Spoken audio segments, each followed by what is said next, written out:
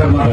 మేమందరం సంఘటితంగా ఉంటాం, మేమందరం ఐకమత్యంగా ఉంటాం, మేమందరం కలుస్తాం, కలిస్తే ఒక ఊపుతో దళిత కూటమి అన్నారు.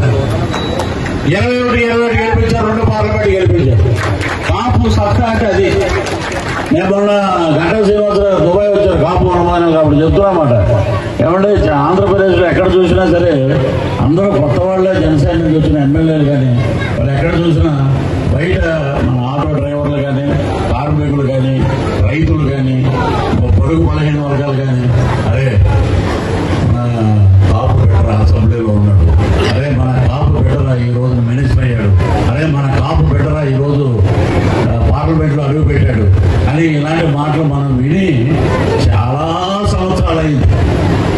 నేను ఇటీవల ఒక సినిమా చేశాను, విశ్వం అనే సినిమాలో ఒక డబ్బున్నవాడు కొన్ని సంఘటనల వల్ల ఒక పనుడిగా పనిచేయాల్సి వస్తుంది అపార్ట్మెంట్లో. నేను తుడుస్తుంటే అమ్మ నాకు ఏదైనా కొంచెం ఫ్రిడ్జ్లో మిగిలిపోయిన ఆ కూరలు ఉన్నాయో ఇవ్వండి, నేను ఏదో గడుపు పెట్టుకుంటానంటే చేయది అన్నారు. అలాంటి సంఘటనలు కాపు సోదరులకు చాలా జరిగాయి. తర్వాత సెకండ్ హాఫ్ లో ఏంటనేది చూపిస్తే బ్రహ్మాండంగా తయారవుతాడు.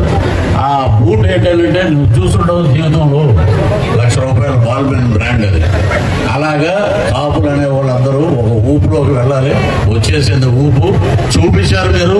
ఇప్పుడు డిప్యూటీ సీఎం అయ్యాడు 2020. ఎందుకంటే నేను ఇప్పుడు ఇక్కడ పెద్దలందరూ చూశాక దగ్గర 15 ఏళ్ళ నుంచి ఈ నాయకుడిని గెలిపించండి, ఇతనికి ఓట్లు వేయండి, ఈ నాయకుడిని గెలిపించండి, ఇతనికి ఓట్లు వేయండి, ఏదన్నా సరే నాకు మాది తాడేపల్లి కూడా మా దగ్గర ఏంటంటే అక్కడ ఉన్నటువంటి మాట ఎలా ఉంటుందంటే స్ట్రైట్ ఫార్వర్డ్ గా మాట్లాడతాం. దానివల్ల మాకు అన్యాయం జరిగినా కూడా మాకు ఏమన్నా లబ్ధి పోతుంది, దీనివల్ల నీకు